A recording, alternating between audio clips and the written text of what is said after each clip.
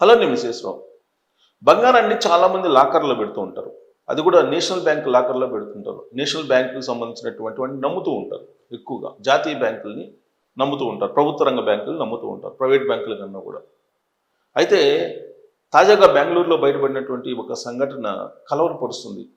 బంగారాన్ని లాకర్లో పెట్టినటువంటి వాళ్ళకి. ఎందుకనంటే అసిస్టెంట్ మేనేజర్ కిరణ్ అనే అతను బెంగళూరులో ఉన్నటువంటి ఒక ప్రభుత్వ రంగ సంస్థకు సంబంధించినటువంటి లాకర్లలో ఉన్నటువంటి 3 కిలోల బంగారాన్ని జూన్ 2025 నుంచి 26 జనవరి వరకు విడతల వారీగా దాన్ని దొంగిలించేశాడు. దాన్ని తీసుకెళ్ళి ప్రైవేటు తాకట్లు పెట్టుకునేటువంటి సంస్థల్లో పెట్టి డబ్బులు తీసేసుకొని జోదం ఆడాడు, బెట్టింగ్ ఆడాడు. ఈ విషయం ఎప్పుడు బయటపడింది అంటే 26 జనవరిలో లాకర్లో పెట్టుకున్నటువంటి వాళ్ళు ఎవరైతే ఉన్నారో యజమానులు వాళ్ళు వచ్చి లాకర్లో ఉన్నటువంటి బంగారం అడిగితే బంగారం మేనేజర్ ఎత్తితే బంగారం లేదు లాకర్లో.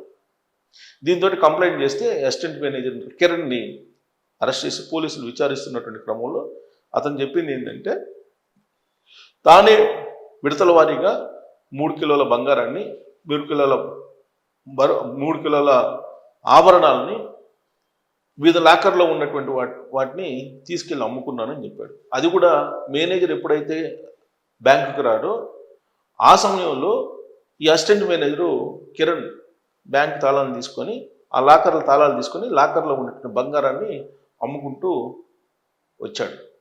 దాని విలువ దాదాపుగా 5 కోట్లు ఉంటుందంట. సుమారుగా ఆభరణాల విలువ 5 కోట్లు ఉంటుందంట.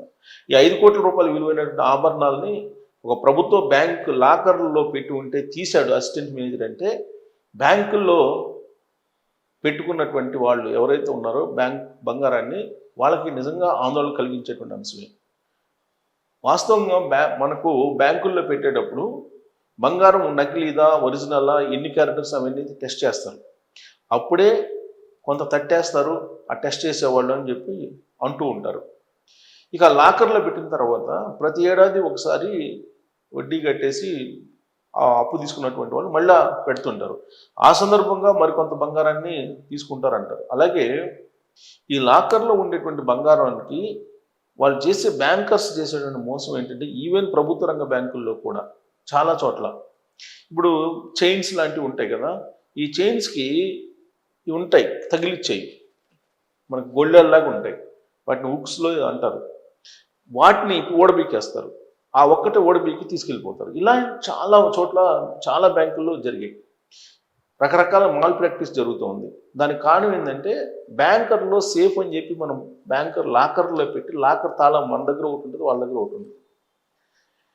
వాళ్ళు ఆ లాకర్లో ఉండేటువంటి వాటిని మనకు తెలియకుండా తీసుకొని ఈ విధమైనటువంటి ఫ్రాడ్కి పాల్పడుతూ ఉన్నారు.